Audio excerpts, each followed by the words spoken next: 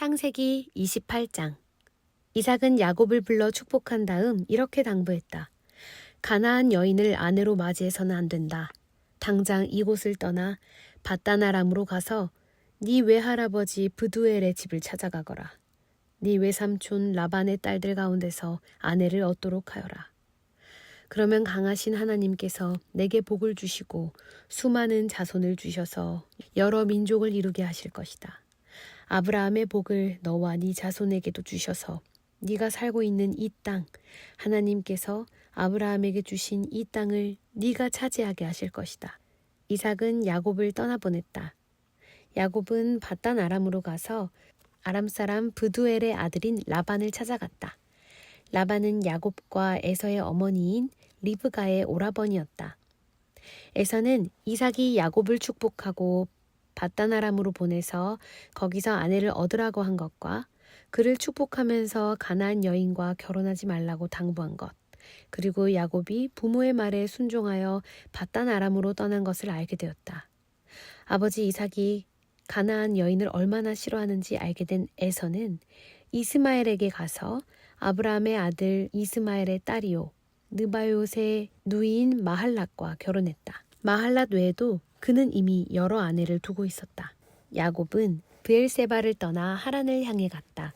한 곳에 이르러 해가 지자 그는 그곳에서 하룻밤을 묵기로 했다. 그는 거기에 있는 돌 하나를 가져다가 머리에 베고 누워 잠이 들었다. 그리고 꿈을 꾸었다. 꿈에 보니 땅에 계단이 세워져 있고 그 끝이 하늘에까지 닿아서 하나님의 천사들이 그 계단을 오르내리고 있었다. 그때 하나님께서 야곱 바로 앞에서 말씀하셨다. 나는 하나님, 네 조상 아브라함의 하나님, 이삭의 하나님이다. 네가 지금 자고 있는 이 땅을 내가 너와 네 후손에게 주겠다. 네 후손이 땅의 먼지처럼 많아질 것이며 서쪽에서부터 동쪽에 이르기까지 그리고 북쪽에서부터 남쪽에 이르기까지 퍼져나갈 것이다. 땅의 모든 민족이 너와 네 후손으로 인하여 복을 받게 될 것이다. 참으로 내가 너와 함께 있어 네가 어디로 가든지 너를 지키며 너를 이 땅으로 데려오겠다. 내가 내게 약속한 것을 다 이루기까지 내가 너를 떠나지 않겠다. 야곱이 잠에서 깨어나 말했다. 하나님께서 이곳에 계시는데 내가 정말 그것을 몰랐구나. 그는 무척 두려웠다. 그는 경외감에 사로잡혀 작은 목소리로 말했다. 믿기지 않아. 이 얼마나 놀랍고 거룩한 곳인가. 이곳이 바로 하나님의 집이며 여기가 바로 하늘의 문이다. 야곱은 아침 일찍 일어나서 베개로 삼았던 돌을 가져다가 기념 기둥으로 세우고 그 위에 기름을 부었다.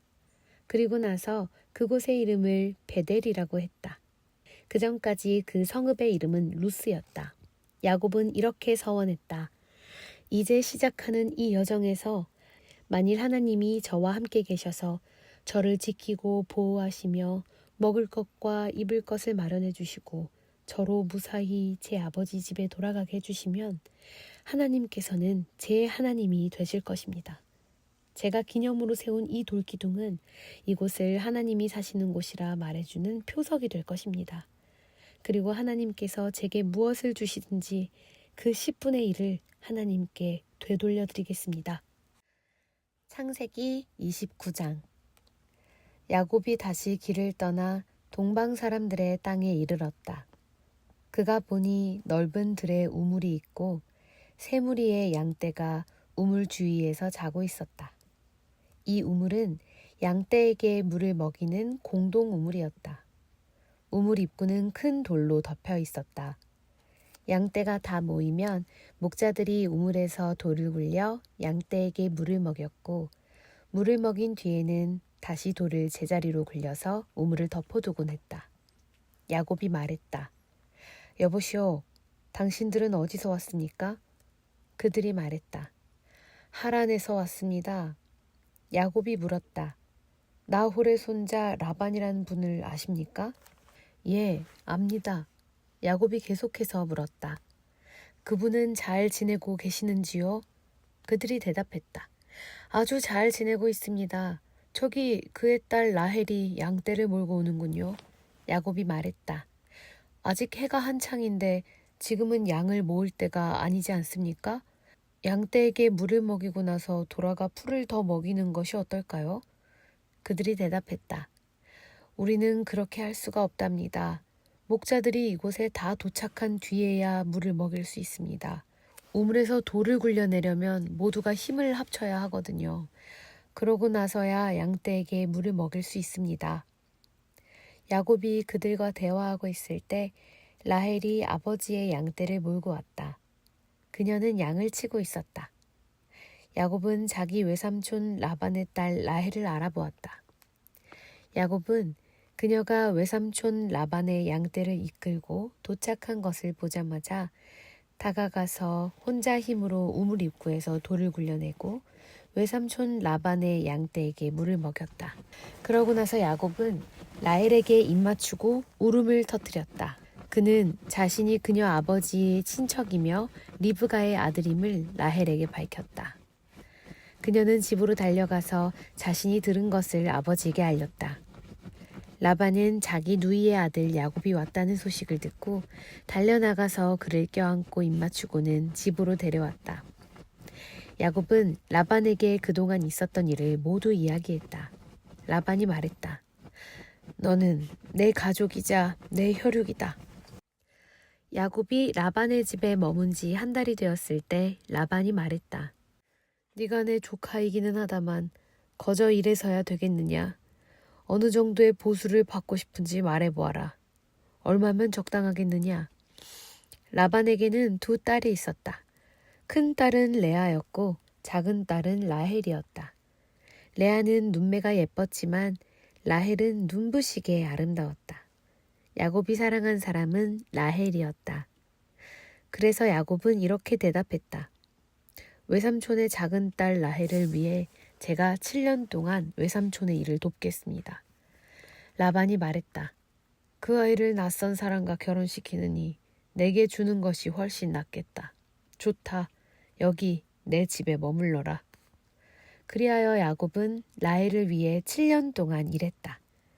그러나 그가 그녀를 몹시 사랑했으므로 7년이 수일처럼 여겨졌다.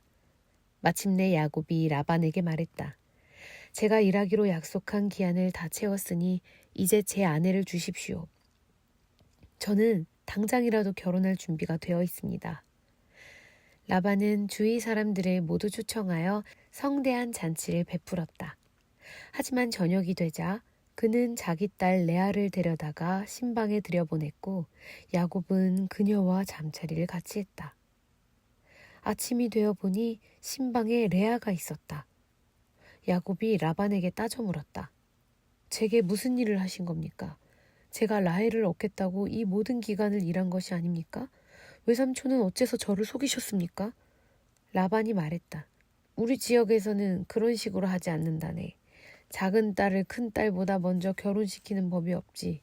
신혼 첫 주를 즐기게. 그러면 다른 딸도 자네에게 주겠네. 그러나 그 값으로 7년을 더 일해야 할 것이네. 야곱은 그렇게 하기로 했다. 신혼 첫 주를 지내자 라반은 자기 딸 라헬을 야곱에게 주어 그의 아내가 되게 했다. 야곱은 라헬과 잠자리를 같이 했다. 야곱은 레아보다 라헬을 더 사랑했다.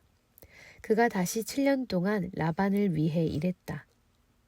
하나님께서 레아가 사랑받지 못하는 것을 아시고 그녀의 태를 열어주셨다. 그러나 라헬은 아이를 갖지 못했다. 레아가 임신하여 아들을 낳았다. 그녀의 아이의 이름은 르우벤이라 하고 이것은 하나님께서 나의 불행을 보셨다는 증거다. 이제 내 남편이 나를 사랑해 줄 것이라는 증거나 다름없어 하고 말했다. 레아가 또 임신하여 아들을 낳았다. 그녀는 하나님께서 내가 사랑받지 못하다는 것을 들으시고 내게 이 아들도 주셨다 말하고 아이의 이름을 시므온이라고 했다. 그녀가 다시 임신하여 아들을 낳았다.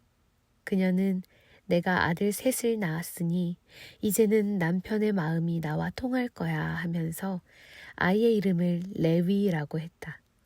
그녀가 마지막으로 임신하여 네 번째 아들을 낳았다. 그녀는 이제는 내가 하나님을 찬양하리라 말하고 아이의 이름을 유다라고 했다. 그러고는 그녀의 출산이 그쳤다.